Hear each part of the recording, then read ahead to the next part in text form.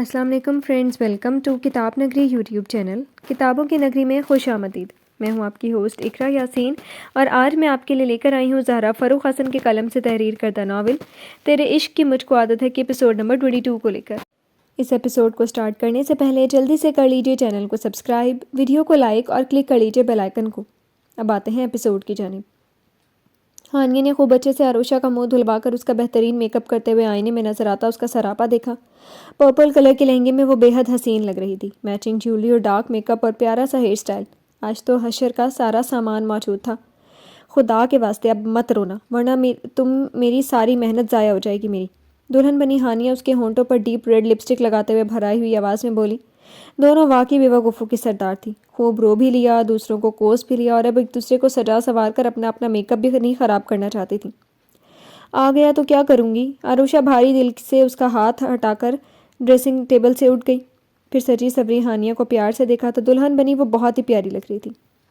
بہت پیاری لگ رہی ہو، اللہ تمہیں ہمیشہ خوش رکھے، اسے خود سے لگا کر اس نے اس بار دل سے دعا دی تھی۔ ابھی ہانیہ کچھ کہتی کہ ماں جی اندر آ گئی۔ مولوی صاحب آ رہے ہیں نکاح پڑھوانے، ان کا کہنا تھا کہ ہانیہ کا دل بڑی زور سے دھڑکا تھا۔ ساتھ کھڑی عروشہ کا اس نے زور سے ہاتھ دبوچ لیا۔ عروشہ سمجھ سکتی تھی اس کی کیا حالت ہو سکتی ہے۔ کچھ ماہ پہلے اس کی بھی یہی حالت تھی۔ اسی زبردستی کے ساتھ، اس سے بھی زیادہ ظلم کے ساتھ اسے اسلان میر سے باندھا گیا تھا۔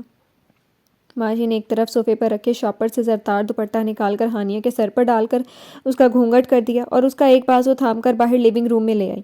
ہانیہ نے ان لمحوں میں ایک پل کے لیے بھی عروشہ کا ہاتھ نہیں چھوڑا تھا۔ وہ اس کے ساتھ ساتھ اس کے ہمراہ تھی۔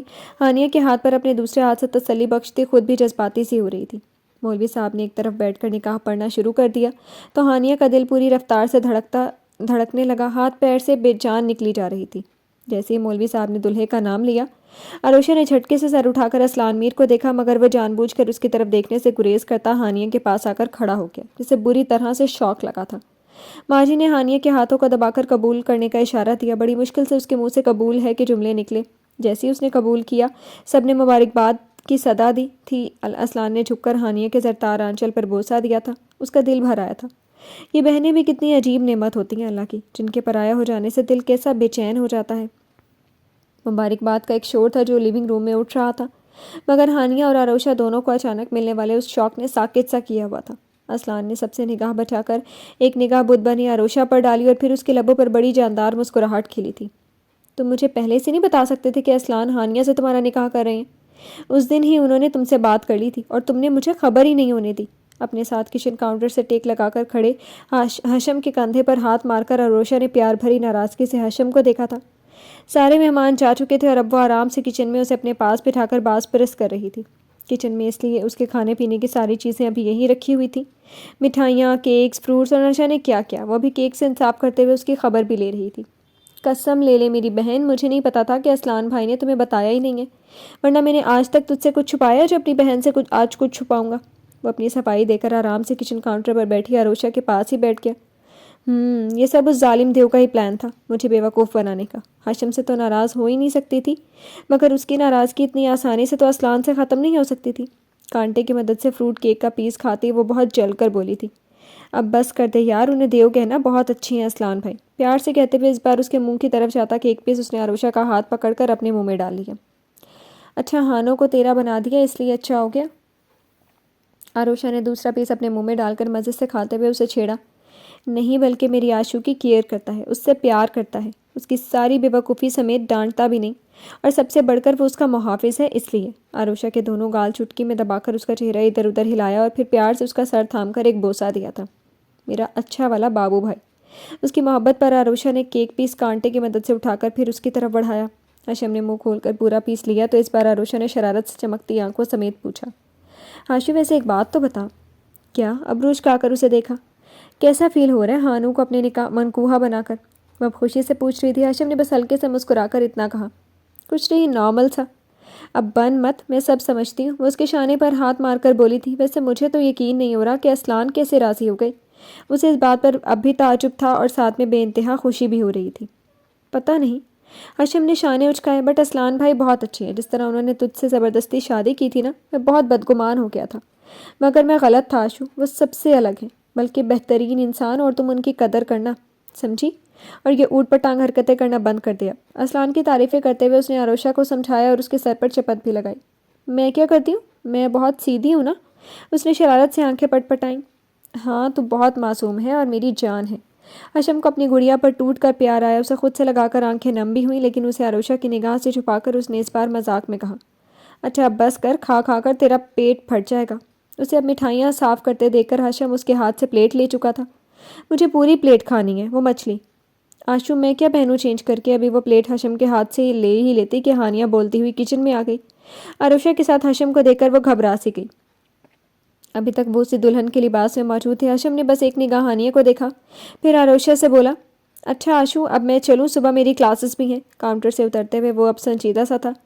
ایسے کیسے؟ آج یہیں رکو، رات بہت ہو گئی ہے، صبح چلے جانا۔ عروشہ پلیٹ رکھ کر اپنا لہنگا سنبھالتی نیچے اترنے کی لگی کہ حشم نے اسے سنبھال کر خود ہی اتار دیا۔ میں کل پھر آؤں گا۔ ہانیہ کو مکمل نظر انداز کرتے ہوئے وہ عروشہ سے ہی مخاطب تھا۔ نہیں جانا نہیں، میں آتی ہوں، وہ ضدی لہجے میں بول کر سر جھکائے کھڑی اپنے لب کاٹتی ہانیہ کی طرف مڑی۔ تم یہیں رکو ہانو، میں کپڑے لے کر آتی ہوں۔ وہ ان دونوں کو دیکھتی تیزی سے وہاں سے نکل گئی۔ حشم کی طرف دیکھتی ہانیہ سوچ رہی تھی کہ محبت میں جو دغا اس نے کیا تھا اس کی یہی سزا تھی کہ حشم کی محبت اور توجہ جیسا انعام اس سے چھین لیا جائے۔ حشم عروشہ کی شرارت سمجھ چکا تھا، اس لیے اپنے ہاتھ میں تھمی پلیٹ وہیں رکھ کر وہ ہانیہ کے بغل سے گزر کر جانے ہی لگا تھا کہ وہ پکار بیٹھی، ہاشو۔ میرا نام حشم اسفندیار خان ہے۔ ہاشو کہنے کا حق صرف میری بہن کا ہے اور کسی کا نہیں۔ وہ تھم بھی گیا تھا اور جس نفرت اور سے اس نے اپنی بات کہی تھی اس نے ہانیہ کا دل ٹکڑے ٹکڑے کیا تھا۔ میں تمہاری بیوی ہوں، اب ہاشو کہنے کا مجھے بھی حق ہے۔ دل کے وہ 100 ٹکڑے ہی کیوں نہ کر دے، مگر وہ اسے منانا چاہتی تھی، اس لیے ساری ہمت جمع کر کے اسے ایک حق سے دیکھا تھا۔ حشم پر کسی کا حق نہیں ہے سوائے اس کی بہن کا۔ تم جو میری بیوی بن کر اچھل رہی ہو نا، وہ بھی میری بہن کا ہی کرم سمجھو، کیونکہ اسلان میر نے مجھے میری بہن کا واسطہ دیا تھا اور اپنی بہن کی خوشی کے لیے میں کچھ بھی کر سکتا ہوں۔ اس کی آنکھوں کی نفرت میں کوئی کمی نہیں آئی تھی۔ اس نے ایک پل میں ہی جتا دیا کہ ہانیہ میر کی اس کی نگاہ میں کیا حیثیت ہے۔ حشم میں تم سے بس معافی چاہتی ہوں۔ ہانیہ کی آنکھیں نمکین پانیوں سے بھرنے لگی، جن آنکھوں میں ہمیشہ اپنے لیے صرف محبت دیکھی تھی۔ کتنا مشکل تھا ان نفرت بھری نگاہ آنکھوں میں دیکھنا۔ معافی؟ وہ تلخی سے مسکرایا۔ کتنا آسان ہے نا معافی مانگنا، مگر معافی کس لیے؟ اس لیے کہ میری محبت کو ٹھکرا کر تم نے مجھے ذلیل کیا تھا۔ تمہیں بھائی کا مان رکھنا تھا۔ ٹھیک ہے، ہونا چاہیے ایسا، وہ جو کہتے تم مانتی، مگر ہانیہ اسد میر، اگر بجائے تم مجھے ذلیل کرنے کے مجھے سچ بتا کر کنارہ کرنے کو کہتی تو میں خوشی خوشی تمہارے راستے سے ہٹ جاتا، مگر وہ زہریلے لہجے میں بولتے بولتے سانس لینے کے لیے ذرا سا رکا۔ ہانیہ کی سانسیں ہی اٹک گئی۔ تم نے مجھے خود سے بدزن کرنے کے لیے جو شاہ نواز خان کا بیٹا ہونے کا طعنہ دیا تھا نا، جو تم نے تمہاری خود کی مرضی سے تمہیں چھونے پر مجھے بھی اس کیٹیگری میں کھڑا کر کے مجھے بدکردار کہا تھا نا۔ اپنی لہو رنگ ہوتی آنکھوں کو ہانیہ کے سفید ہوتے چہرے پر گاڑے اس نے کہا، اس کا وار یہاں لگا تھا، یہاں۔ اپنے سینے پر انگلی رکھ کر اس نے اپنے دل کی طرف اشارہ کیا۔ حشم میں نے بس کچھ کہنے، کوئی صفائی دینے کے لیے ہانیہ نے منہ کھولا، مگر گلے میں پھنسے آنسوؤں نے ساری کوششوں کو ناکام کر دیا۔ شٹ اپ، مجھے تمہاری گواہی کی ضرورت بھی نہیں۔ میں جیسا ہوں میرا خدا جانتا ہے۔ تم نے جس نیت سے بھی کہا، جس کی خاطر بھی کہا، مگر کہا کیوں؟ وہ ایک دم سے اپنی مٹھیاں بھینچ کر چلایا تھا۔ ہانیہ نے بے ساختہ امڑنے والے اپنے سسکی ہونٹوں پر ہتھیلی رکھ کر دبائی تھی۔ محبت کی نہیں، عشق کی دعوے دار تھی تم، مگر ایک ہی جھٹکے میں تم نے سارے وعدے بھلا دیے۔ کل کو پھر تمہارا بھائی یا تمہاری ماں یا کوئی اور کہے گا کہ حشم کو چھوڑ دو، تو تم تو 2 منٹ میں ہی بڑی آسانی سے ان کا مان، ان کی غیرت بن کر مجھے چھوڑ کر چلی جاؤ گی۔ کیا کچھ نہیں تھا ان لہو رنگ آنکھوں میں، کتنے شکوے، کتنے گلے، کتنی کرچیاں۔ ہانیہ کا دل زخمی ہو گیا ان آنکھوں میں سب پڑھتے ہوئے۔ پلیز حشم، مجھے معاف کر دو، میں بہت بری ہوں، مگر حشم میں تم سے محبت کرتی ہوں۔ وہ ایک دم سے روتی ہوئی اس کے سامنے ہاتھ جوڑ کر کھڑی ہو گئی۔ حشم نے اپنے ہونٹ بھینچ لیے۔ نہیں ہانیہ اسد میر، مجھے ایسی محبت نہیں چاہیے، مجھے وہ محبت چاہیے جیسے آشو مجھ سے کرتی ہے۔ مجھے میری محبوبہ یا میری بیوی سے وہی باعتبار محبت چاہیے جو اسے اس بے رحم دنیا سے بچا لے، کیونکہ یہاں انسان نہیں بھیڑیے بستے ہیں۔ وہ دکھ سے بولتے ہوئے پیچھے کی طرف کھسکا تھا، جسے ہانیہ کے سائے سے بھی بچنا چاہ رہا ہوں۔ حشم مت کرو ایسی بات، میں مر جاؤں گی، تمہاری نفرت، تمہاری ناراضگی میری جان لے لے گی۔ ہانیہ کی تکلیف اس کے پیچھے ہٹنے سے اور بڑھی تھی۔ اوہ کم آن، آج تک کوئی مرا ہے جو مرے گا؟ مرنا ہوتا تو بہت پہلے ہی حشم مر گیا ہوتا۔ سب جیتے ہیں، یہ سب کتابی باتیں ہیں۔ وہ تلخی سے کہتے ہوئے اب جانے کے لیے اس کے کنارے سے نکلنے لگا کہ ہانیہ نے اس کا ہاتھ تھام لیا۔ میری محبت کتابی نہیں، سمجھے تم؟ اپنے آنسو پونچھ کر وہ درد سے چلائی۔ حشم نے لب بھینچتے ہوئے اسے دیکھا اور اپنا ہاتھ جھٹک کر چھڑا لیا۔ تمہاری محبت کتابی نہیں تو پھر یہ رونا دھونا کیوں؟ اگر محبت ہے تو اس پر یقین بھی رکھنا چاہیے کہ وہ اپنا آپ منوا لے گی۔ اس کے چہرے کو دیکھتے ہوئے وہ طنز سے مسکرایا۔ ہاں مجھے یقین ہے میری محبت اپنا آپ منوا لے گی۔ ہانیہ نے عزم سے اسے دیکھا۔ اچھا تو پھر لگا لو شرط، مگر اس بار میں آشو کو مت بتانا، کیونکہ میری بہن اتنی رحم دل ہے کہ وہ فوراً مجھ سے التجا کرے گی کہ میں تمہیں معاف کر دوں، اور تمہیں معلوم ہے میں اپنی بہن کا کہاں نہیں ٹال سکتا، تو اس کی دی گئی بھیک قبول ہوگی تو موسٹ ویلکم۔